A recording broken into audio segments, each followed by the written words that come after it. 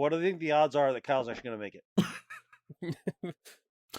If not, this is a superb troll. Well, you asked us how we wanted to do this, Randy, and here's my pitch without Kyle. We just start. It does seem likely, yeah. All right, he's just going to jump in when he jumps in. I mean, it's weird that he's so excited and yet in no way prepped and made sure that his computer and shit. He got the list ready like a week ago. Yeah, the list was done. No, that was no. We did not call his bluff on that one. That was all that was. Man, I'm kind of curious what Secret Galaxy was, but now we'll never know. It's some dumb YouTube shit. There, mystery solved. Fine, but what's got the Waz? That's an Australian YouTube shit. Episode 415 of the TV Dudes, recorded December 21st, 2022. Best of 2022.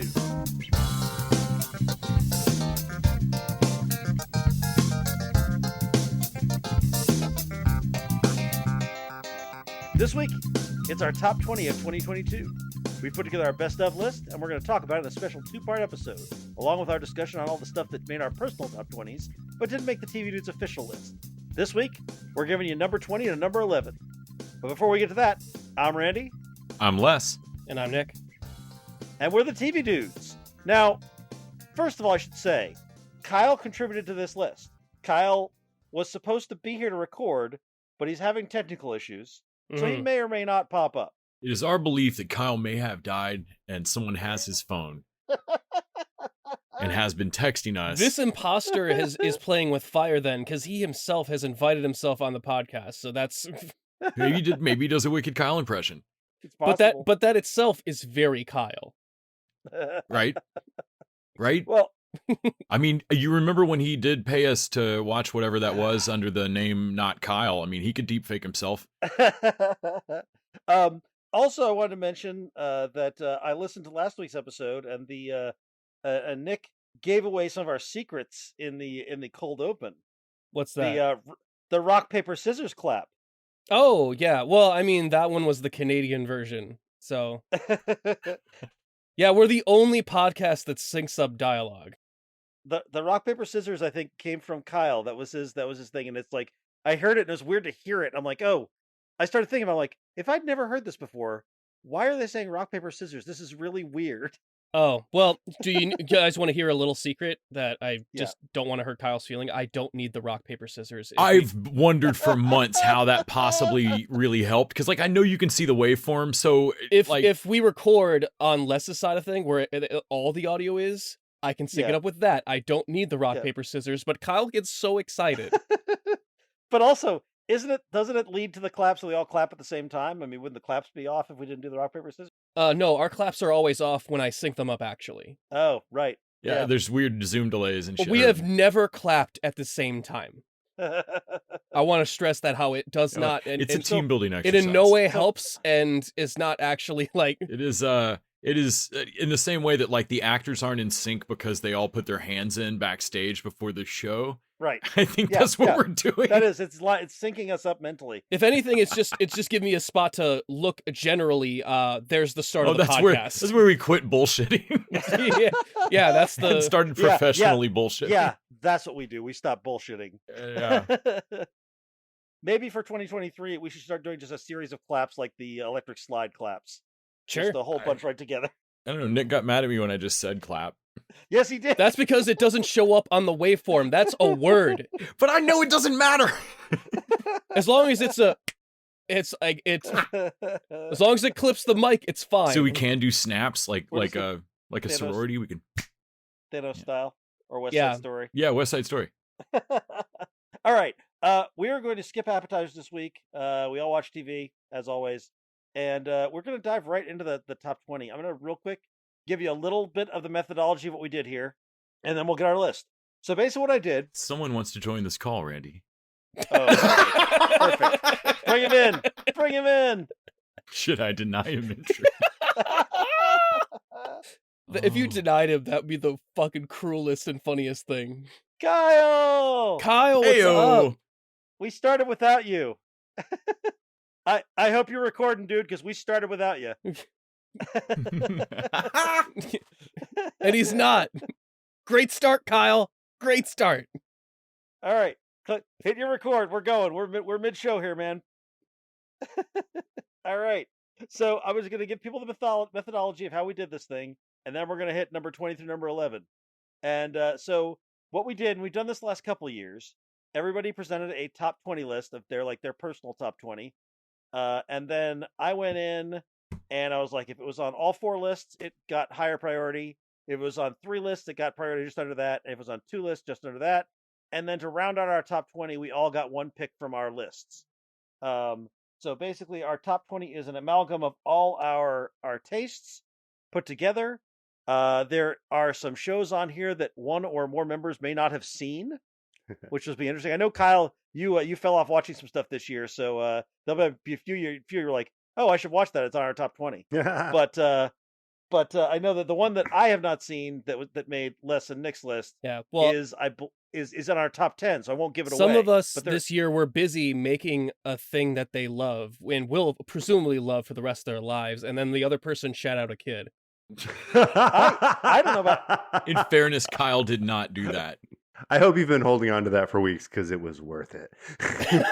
I make a thing that I love every week. I call it the TV Dude. I see. But I guess the rest of you aren't as committed to Sparkle Motion as I am. What the fuck is Sparkle Motion? To Sparkle Motion? Is that oh my a God. brony thing? It's a Donnie Darko thing. It's a Donnie Darko thing. Oh, I don't like that movie.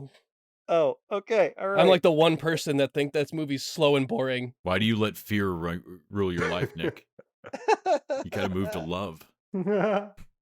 Just as a general thing before we get into this whole thing, did you guys discover that this year was tough to make a list of 20 because there was like 50 that could have made there was stuff in my bottom 40 that could easily been a top 10 show. I didn't know better. I'd swear we were in peak TV because I feel like I've done this the last couple of years and it just keeps getting worse.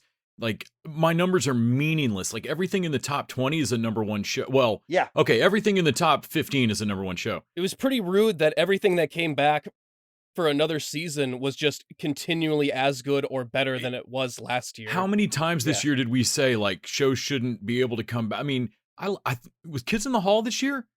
It was this year. Yeah. Because I deleted it off my list. I mean, I had so many things that I was like, it ended up way off the 20. But I was like it and so many other things. We went, things shouldn't come back and be this strong on the nth season or X years later. Yeah. I've dropped off for so long. I was like, there's no way I'm going to be able to come up with a top 20 list. And then I literally started going and was like, damn, I got to 40 shows quick. Yeah. Oh, yeah. 7 years since Kyle has been on a podcast and he just rolls in mid-show strong as fuck. All right. Let's jump in here. Let's start with our show on the bottom, which again, easily number 1 show. But our number 20 pick for the year is Young Severance. Rock. I can't believe it. Wow. No, God damn it. What? Young Rock was on several of your lists, by the way, but no. Severance on Apple TV is our number 20 pick. And Kyle, this is the one that came in off of your list. It did not crack any of their top 20s. So I'm going to let you take lead on this one. Tell us about Severance. Tell us about what made it hit the 20 for you. You guys are going to love this, okay? I mean, Nick especially, but I feel like all you guys and especially listeners. Oh, boy. First, thank you so much for asking me about it because Severance was one of those shows that I began watching before I had access to the Apple Plus subscription. And I was so moved by the premise that I'm adding it to my top 10 after only seeing the first episode. So I definitely need to go back and rewatch this. But I feel like, guys, the premise alone, this is so strong. That is amazing. Kyle called it. I did love that. I almost put The Bear on my top 20 list, even though I haven't seen any of The Bear. But I just know that it's really good, and it should probably be there. So that's where I thought you were going, Kyle. I thought you were going to be like, you guys are going to think this is funny. Fuck, I haven't actually I think seen Kyle this broke me. episode. Oh, shit. I think maybe I saw the second episode, too. I don't remember. So I have watched all of Severance, and it is brilliant and weird and dark. Told you. Like I'd say it's the most depressing show on television, but we've also had the whatever show we talked about last week and the Wednesday? No, what was what the fuck was the show? Oh, was it Chippendales? Chippendales got dark, but there was something last dark. week where like this show is sad. And I would compare it to the Steve Carell show. His name is blind blanking. The Patient. The Patient, yeah. Just sort of like dark shows. Severance is dark, but it's fucking compelling. We definitely had some prestige bummers this year. Oh yeah, for sure.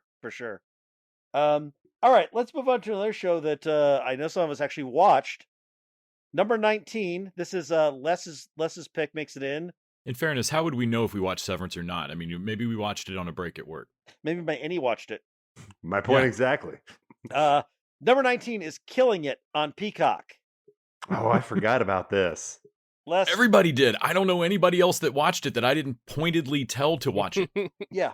I don't know. I hope it gets another season, or that they do. I hope Luke Del Trescio, I think is the writer from Brooklyn Nine-Nine's name, that this is his, I think is his baby.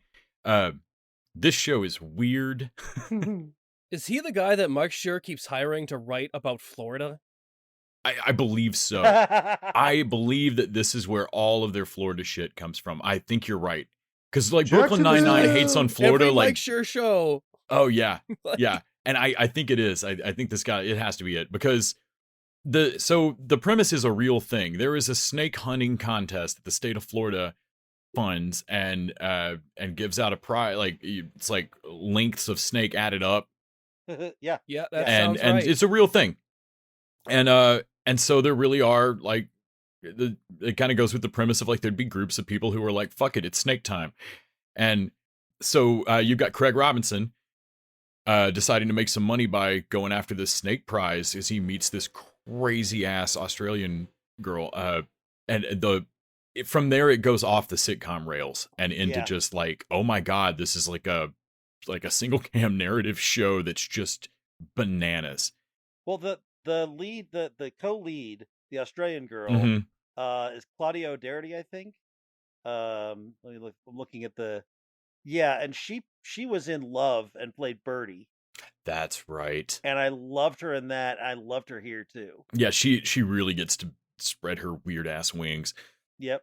And I mean, they go to like, there's a whole subplot with his brother and like multi-level marketing scale. Like it's fucking crazy. Well, his brother robs the bank he works at. Yeah, and oh God, that's right. That's how it opens. Oh my God. Yeah, it's just it's a nuts show. And it's once again, it's one of those like I at least did a lot of the heavy lifting, just mocking the shit out of Peacock for like a year relentlessly prior to their launch. Yeah. And they keep sneaking shows in on me of like, I'm sorry, you made what original? Yeah. Jesus, that's amazing. Yeah. So if Peacock is the network I'm looking at and going, man, they killed a lot. Like Girls 5 Eva is moving to Netflix for its last season. Like they've killed a lot of what I liked about Peacock. I'm not sure how long it'll survive.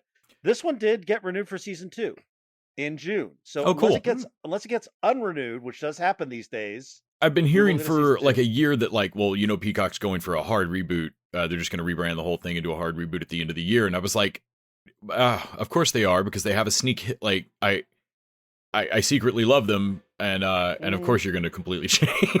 Yep. I just wish they'd go, pick a fight with Sci-Fi and actually get. Shouldn't Chucky be on Peacock? I think they're trying to get to people to openly love them rather than secretly. Yeah, well, I think just marketing wise. Yeah. Oh, there's a lot of things they could fix to make that happen, but they're not gonna. I think next year we're going to be giving either the most improved or the holy shit that died award to either Peacock or HBO Max. Sure. HBO Max ain't going anywhere.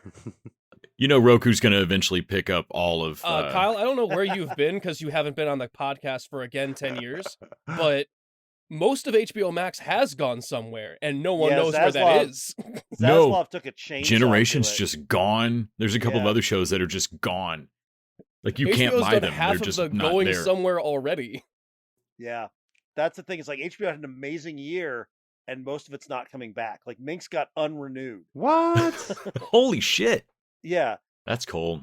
So let's jump over to number 18. This came from Nick's list, although I know it also would have made Les's in a later year.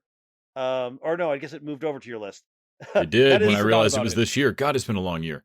That is Shoresy at number 18 from Hulu. I think it's because I've already been like, man, it's been a minute since I watched Shoresy. Let's watch Shoresy again. And I just can't believe that it's still been 1 year. Same year, yeah. Every episode better than the last. Champions, everyone. I mean, a lot of shows want to, make a good show, but they don't hate to make a bad show. They don't hate to lose. Yeah. This show will never lose again. So Shorzy was like Letterkenny with a little bit of like that big shot Mighty Ducks DNA fused into it, right?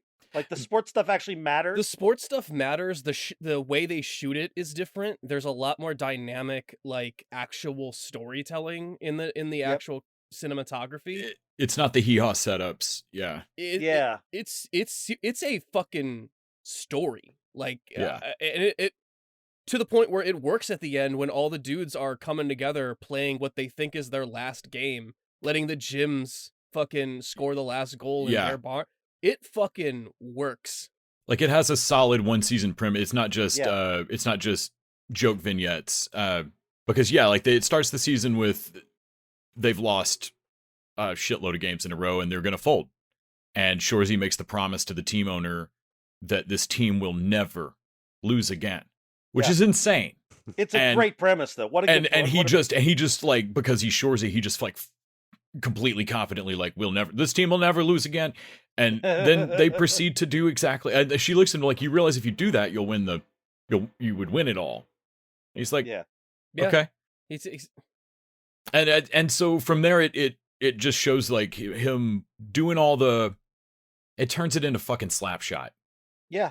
Like it's just him doing everything he can to put this crazy ass scrappy team together, and it makes this like weird ass major league Slapshot type season, where they end up with just nothing to lose. Yeah, it's great. Let me put ask your y'all, fucking chips in, have some class. Do you think does Shorzy as a supporting cast in Letterkenny, because he's deepened now, does he not work on the same level, or will he can't go back? He's an actual person now. Yeah. And we're gonna see in a couple weeks because Letterkenny's about to drop again. Like, oh, nice. Yeah, that's right. Shorzy has a face. He has a personality. They also did a farewell in the last season of Letterkenny. They did a farewell to Shorzy too. They did. Oh, that's right. Yeah, they did. Yeah. Because I don't think they can go back and just chirp. Well, his reverse chirping is what I love about the flirt game he has on, and that no woman under 50 seems to be like a bit young. He frequently just looks at women who are like 30, 35, and it's like, if you were 15 years older. Yeah. So I think about it. Shorzy's I think about it. Is not getting a season 2. They have not announced a renewal, and that's probably a bad sign. Would you rather have more Shorzy if it meant no more Letterkenny? That's a tough question, actually. That is a tough question. I would actually say Letterkenny, the last couple seasons have had one episode that were kind of a dud. I agree. And there's Shorzy no Shorzy that's was a dud perfect throughout. There was no bad episode of Shorzy. I've got so much Letterkenny, I would swap it at this point. I would. I think if Letterkenny was to like wrap with this current season and like really build to a finale for all those characters, then do more Shorzy, I'd be okay with that. Letterkenny is allergic to storytelling. Yeah, whatever they're doing with Marie Fred and all of that. Anything that they do a cliffhanger on for one season will not be addressed and basically dropped the next season. Like the going back and watching those cliffhangers, like, oh, none of these matter. Like, they're actually like barely addressed in the next season because this Letterkenny was a way to teach people the language so they could make Shorzy, in my opinion. It really does. Yeah, it feels like they taught us how to follow this pattern, which I still need subtitles for. And then cranked it up. Well, I just put it in the duotang. All right, number 17. This is my pick from my list. Star Trek: Strange New Worlds. Sure. I mean, I think you meant to put Orville, but that's fine. Orville, it's better than it in every way. I did not. I actually think that the Orville is. So we got a lot of Trek this year. In fact, we'll be talking about animated Trek in a little bit. But just in live action Trek, I know some people hated Picard season 2. I thought, uneven as it was, there's stuff I really liked, and the finale really hit. Same with Discovery. It's uneven, but when it hits, and the cast is great, the characters are great, the special effects are great. Like we are getting so much good Trek right now. But Strange New Worlds is like the perfect distilled Trek. It's honestly my favorite Trek on TV, bar none. It beats the original series for me. It beats the movies for me. This is the Trek that I want. It's got an amazing cast. It's set in that classic Trek era. The look of it is all cool. The way the multicolored uniforms look great. Daddy Captain Anson Mount alone is great. But I loved every bit of Star Trek: Strange New Worlds. It was a perfect show. It is my number one show for the year. I actually like it among absolutely the strange. Actually, the little I have watched, because I haven't watched any of the other Star Trek tricks other than Lower Decks. The live action stuff is definitely probably the best of them. It's almost as good as Seth MacFarlane's version of it, which I know sounds shitty, but Orville pissed me off this year. I don't know what happened with you, Randy, but you're so wrong on that. Like you're usually wrong in a way where I can let it go, but like usually you're wrong small, but this is such a big wrong. Nope, the Orville shouldn't have come back. I think Strange New Worlds is definitely my favorite of the Trek offerings. It doesn't have the like half a season I hate that Disco seems to do every year. Right. I don't know if I don't think I watched Picard season 2. I don't remember that at all. Yeah.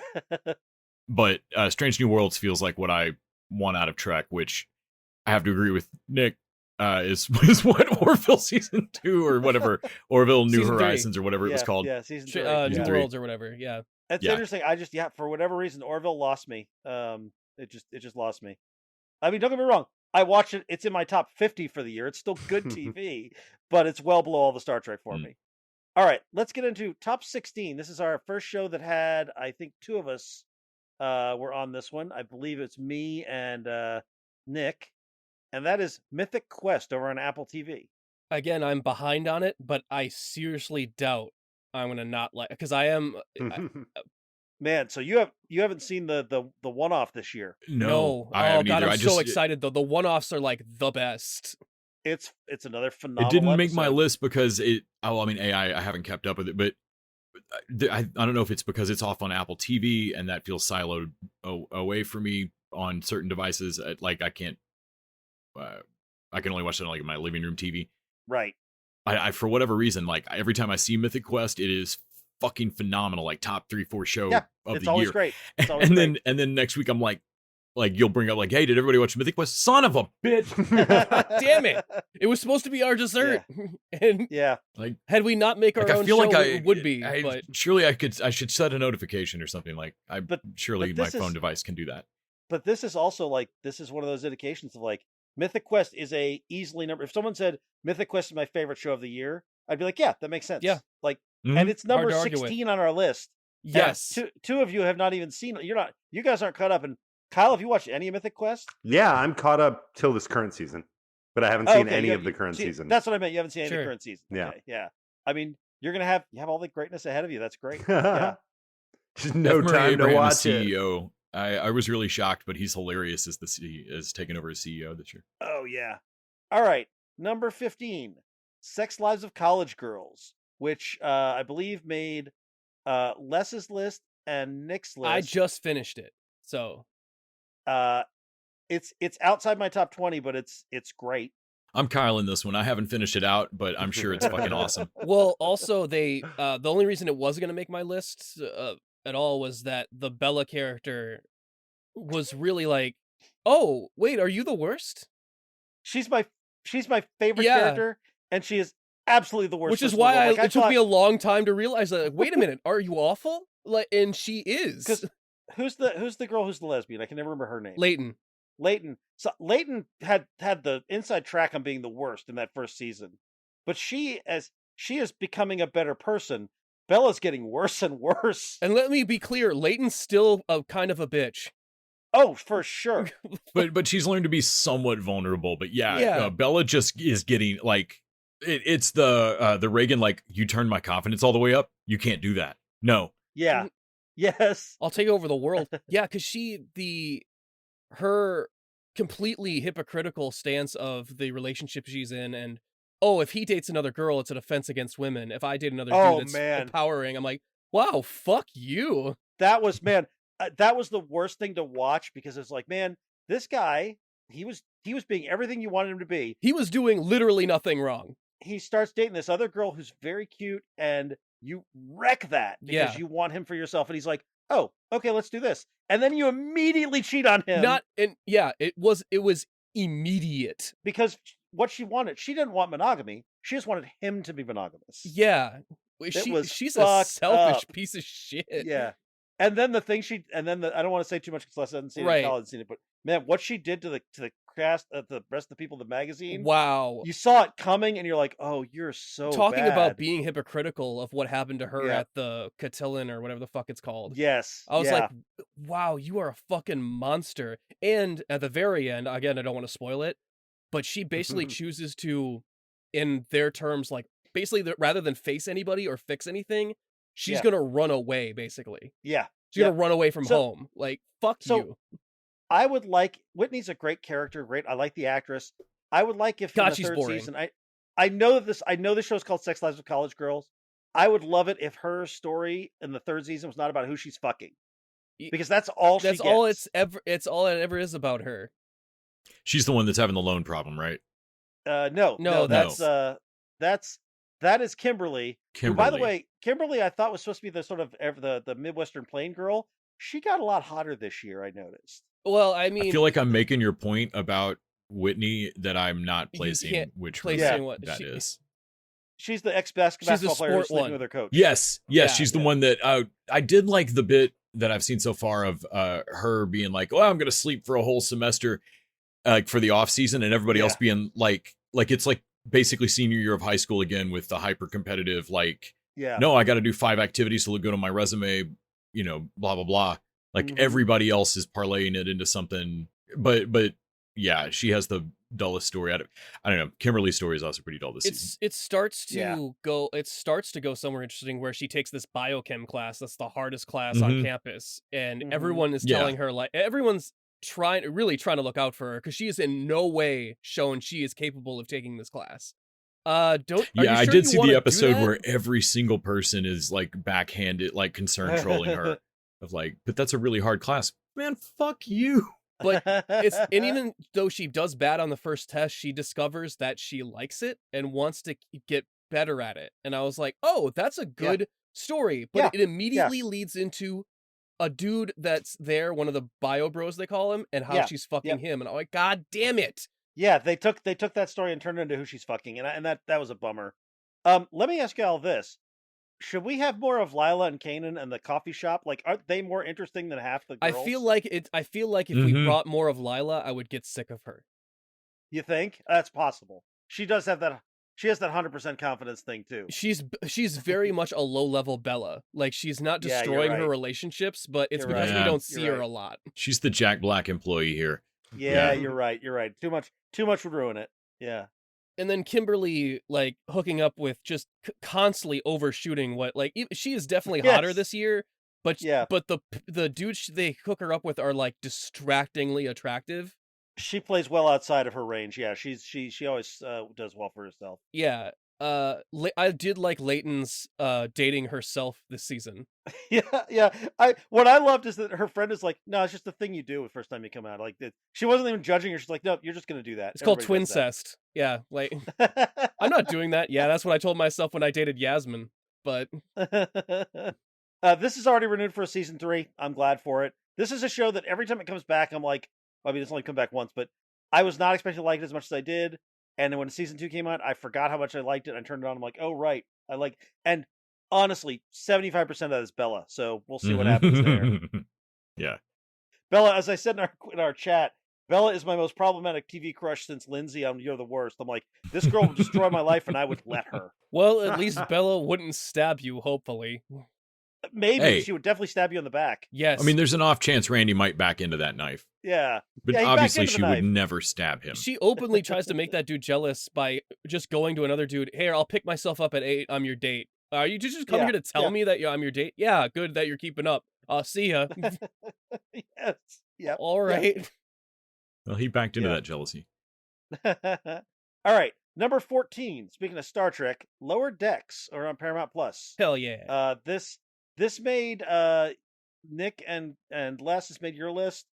I really liked it. It just didn't hit my top 20. I think it's interesting that Star Trek as a franchise has centered itself around the animated series as their crown jewel. It's an odd choice, but it's working for them. I like it. Lower Decks is the absolute best that Trek has been on television. I can't disagree with that. Even just not with like the comedy, but like actual storytelling, it's been really solid. Except for, and the reason that this is lower on my list than it probably should be is that that second to last episode where Mariner, like, everyone's trying to they're trying to make you feel that was a mess. Yeah. And seriously, Lower Decks Misstep. does not miss like that. It usually does not. So yeah, the other two seasons don't have a miss like that. They just don't. Yeah, but yeah. You know, they pretty much corrected in the next episode, but still, like, it's a But yeah, it was an odd misstep. a little stumble. Let me make an observation here and see what you guys think. Your favorite Trek is Trek that has a lot more humor in it. Lower Decks and the Orville. It's sort of making fun of the premise while it's playing the. I would say the first couple seasons of the Orville, except for that the Orville becomes not a comedy eventually. Yeah, it gets really serious in the New Horizons. Okay.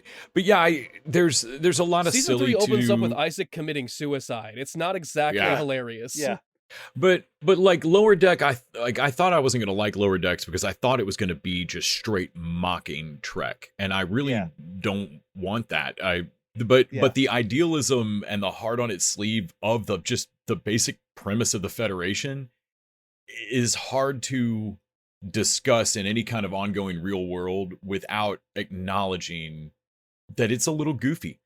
And so like what shocked me about Lower Decks and so impressed me by it, or maybe so impressed by it, is that they keep pulling from just the Z list of weird ass Trek references. Like, what is the dumbest thing that the original series ever touched, and making it cool?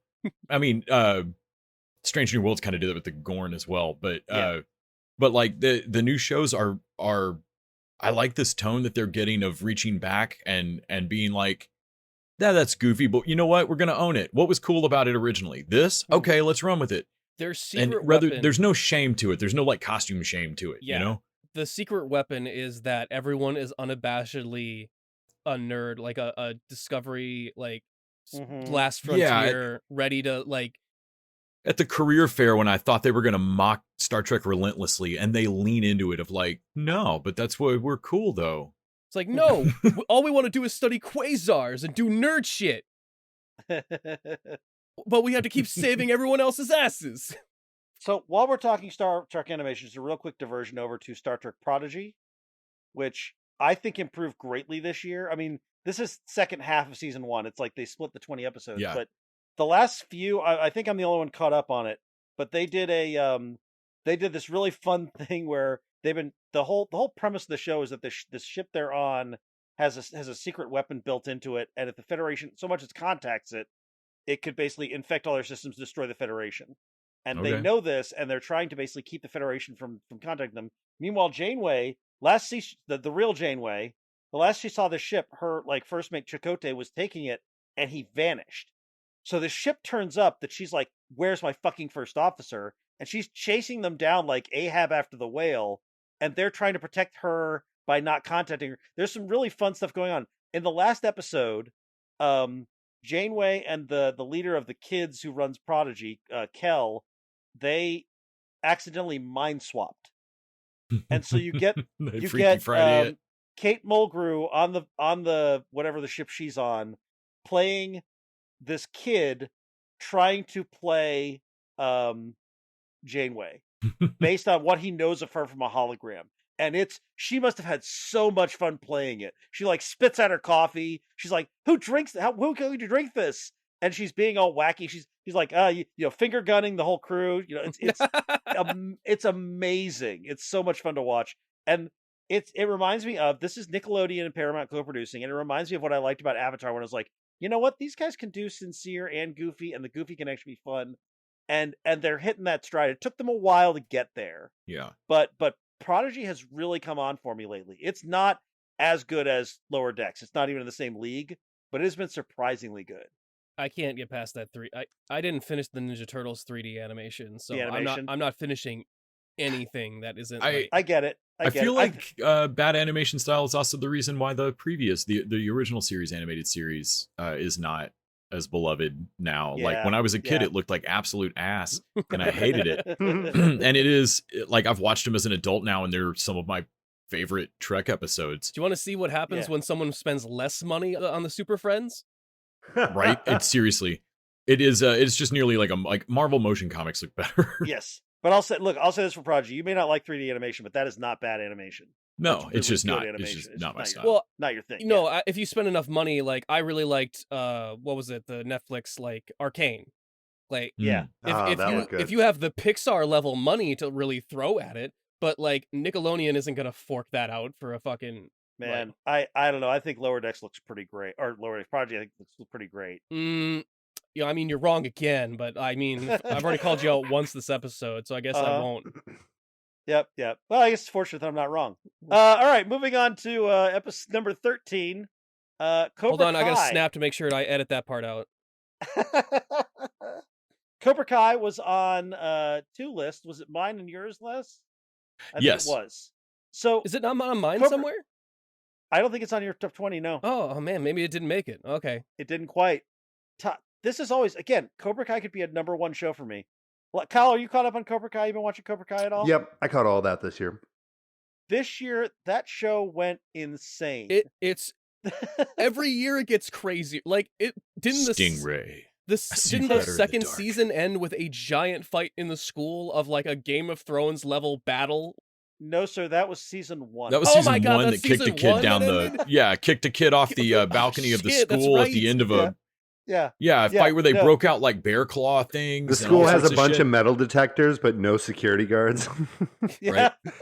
They're not for they're looking for guns. Now. They're looking for nunchucks and shit. Like this year, Terry Silver as a bad guy, making John Kreese look sane. This show did the miracle of making me go back and watch Karate Kid 3 and enjoy it. But I love the way that Silver introduces it when he first shows up in the show. He's like, well, kid, I did so much coke in the 80s that I karate tournament fought a high school kid.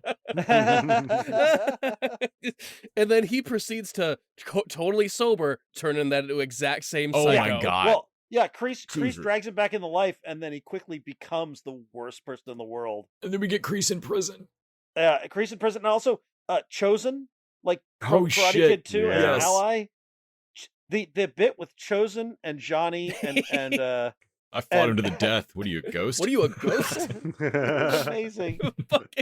And it will never not be funny to me. The girlfriends and wives looking at each other going, yeah, they have some dojo shit going on. I don't. Well, even the wife, like even Danny's wife this time gets like, okay, it was enough.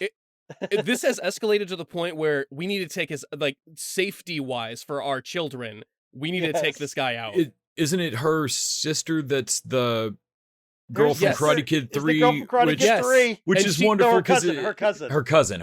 Yeah. But I love that moment of like, no, cuz I'm sorry, you said Terry Silver? Did you say Silver? Okay, I talk about him in therapy still. That dude seriously almost killed me. Yeah. Also, I love that she and her cousin get in a bar fight. Yes. Oh, sure. Yeah. The show is just doing, I mean, you know how 24 as it went on got crazier and crazier and just eventually didn't give a fuck about reality? Yeah. Cobra Kai left that in like season 2. Yeah. And now we are full on into, no, if you're watching Cobra Kai, you know what you're in for. Yeah, this town is now taken over by karate. That's everyone has accepted it. There's karate rumbles. Like you just have to be ready in any public place you're at. Just be ready for a karate rumble to start. Yeah, but there's still that weird line they walk of taking it seriously on the one hand, but also realizing how stupid it is because like when they show up to the city council and stuff, eventually like somebody will go, I'm sorry. I'm sorry. Are we talking about a karate tournament? No, we don't care. Do whatever. Who gives a shit? Yeah. And like, it's like the FP, Nick. Yes. Like another thing we watched this week. Fucking toe up to the motherfucking flow up, baby. Mm-hmm. Weird question about Cobra Kai. Did anybody else catch that product placement for that peanut butter and jelly sandwich thing? I think it's called Snackable or the Uncrustables. Uncrustables. Anybody else catch that? I did not. I remember that. Now that you say that, it is a little weird. That was pretty odd. Cobra Kai brought to you by this ass beating brought to you by. Oh, don't eat the last Uncrustable, but I'm depressed. Dojo stuff. Well, also even the story stuff they do like is legitimately heartening. Like Hawk. Yeah. Hawk's story throughout all these seasons has been fucking riveting. Like it's really good. Yeah. That's the thing. It's not just that it's weird and crazy. It's good.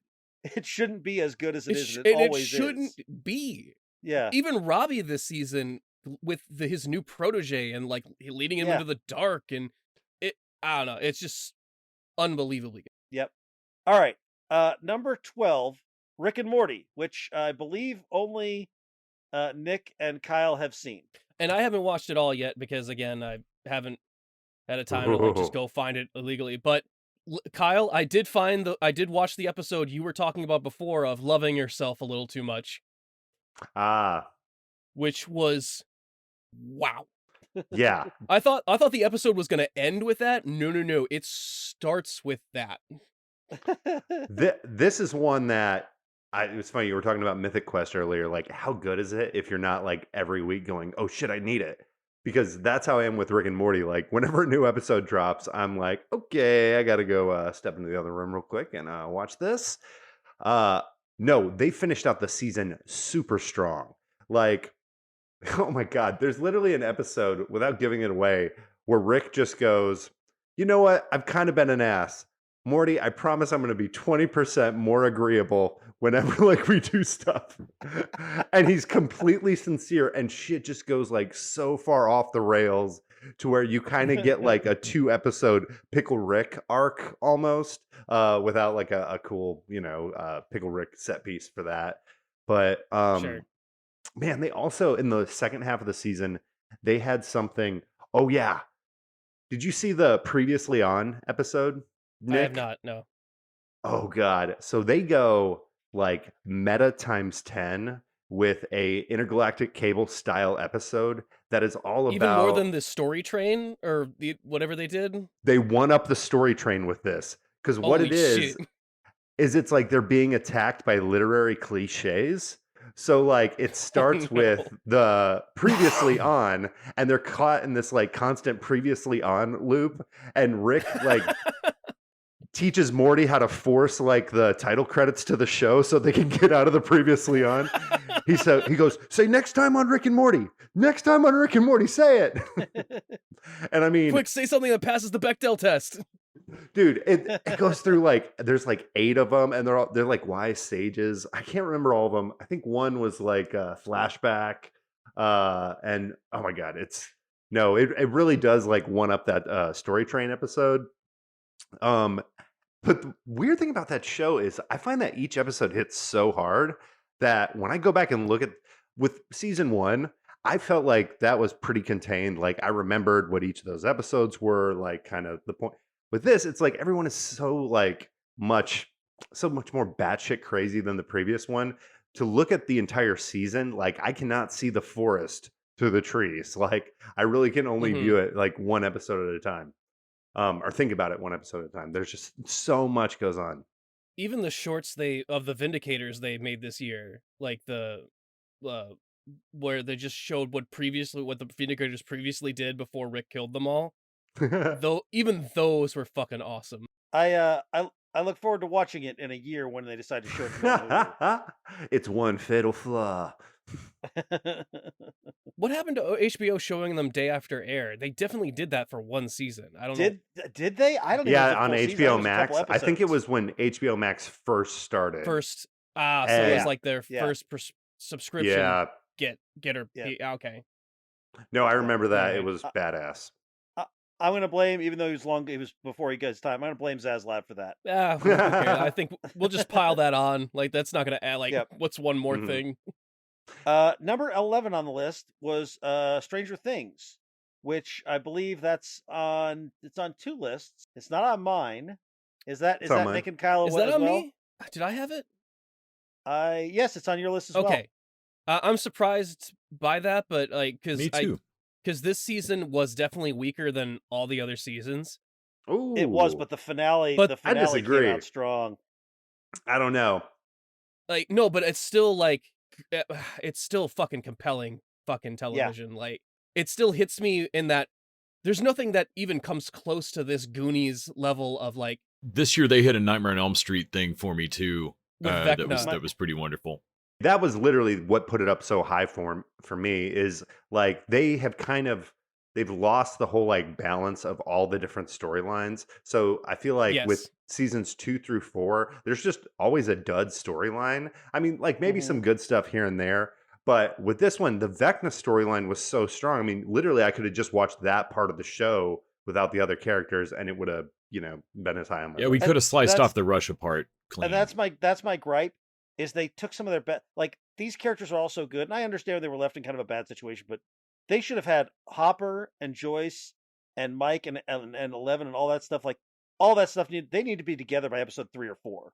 Them splitting as long as they did, they were never in the same place till the very end, and that was a mistake. Or at least they need to be affecting the actual plot, like actually doing stuff that matters. Yeah. The whole Russian prison can be, I could take that out and no one could tell the difference. Nope. Yep. Yeah. Yeah, they did this the whole thing at the end of like, well, the stuff in the Russian prison is weakening Vecna, and I'm like, is it really? Sure, I guess. Or is this it felt like, to use a D&D metaphor, which is appropriate for Stranger Things, the DM had split them into multiple games. He had too many people. Yeah. And he's like, and some guys were running this Russian prison thing, and he wanted to do a big epic finale, and he's like, what you guys was doing is really important to the other guys. Meanwhile, those other guys had finished their boss fight 2 weeks ago, and it was over. Like, it didn't matter what he did. The game was over, but he wanted to make them feel like they were contributing. He's like, no, you totally. That time they had advantage. That was because of what you're doing right now. Yeah. No, you have advantage. Your thing mattered. It totally did.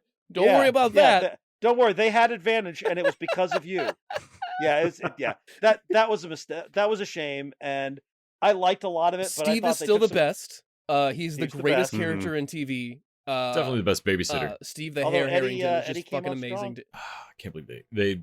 I really hope they pull some squirrely Hopper shit and keep Eddie alive. Yeah, I think Eddie. If Barb ain't coming back, Eddie ain't coming back. Maybe Barb and Eddie will come back together from the other side. I think Nick may have cold snap may have hit. Nick froze. Nick may have frozen. There he is. No, I think I'm back here. Yeah. Okay, but I'm going to take a guess and say Randy said that Eddie is in the running for best character as well. I wouldn't say that, but I think he had the same arc that Steve had in season 1, where he starts out you're kind of a dick, and by the end you're like, I kind of like him. Mm-hmm. Yeah, I hope they pull some squirrely shit and keep him alive. But Randy's like, he's probably dead. Oh no, they pulled another Bob with him. Yeah, that's what it was. Yeah, I can't believe Stranger Things can keep doing that to me, of just introducing a character that from the jump is not gonna make it. They have been introduced to die. And it's like a whole season's worth of they're about to kill you, aren't they? It's so obvious, and yet I do care by the end. I'm like, God damn it. Yeah. One more season, 2024, I think. Mm-hmm. And I think it'll be interesting to watch what they do when they can kill whoever they want. Yeah. Also, the story will be about the town, like, post-apocalyptic now, and they're all together, so hopefully it'll be more contained. Yeah. What I can't wait for is get this season out of the way. Let's love it. Let's hate it, whatever. But then just send these guys back to work. Get them some more little kids. Put them back in the 70s and the 80s. Let's start this over again. I'm down. Oh, yeah. It's reboot time nearly. Yeah. Stranger Things. I mean, you could reboot it and do a completely different story. Like, hell, they could just do anything. I feel good about it. Yeah, I do wonder what the Duffer Brothers will do after Stranger They're Things. probably going to do something completely different, and it's going to suck, and we're going to be like, it's gonna be illegal. Why didn't you just keep doing the Goonies thing? The grayer man. Well, obviously, and then other things have been trying to steal that formula and haven't quite been as successful, like with them capturing that level. Like that Super 8 movie was kind of a flop. Yeah. All right, that'll wrap it up for part 1. Come back here next week for part 2 when we talk about our number 10 through number 1 spot. Find out what our number 1 shows are, what our 5 shows that we all agreed should be in the top 5. And until next time, TV Dude's out. See? Oh no, we gotta let Kyle do it. Kyle's never here. Do it. Oh, we got another one. Oh, you do the next one then. All right. You're gonna do the one. Deuce. I did the ace. You'll do the deuce. Are you going to leave this part at the end so people are like, this will be a what the hell cold are they open for the next talking one. about? Kyle, you're the deuce. It's twice as cool as the ace. It's not. It's a turd. It's not the poop All right, thing. drop that deuce, Kyle.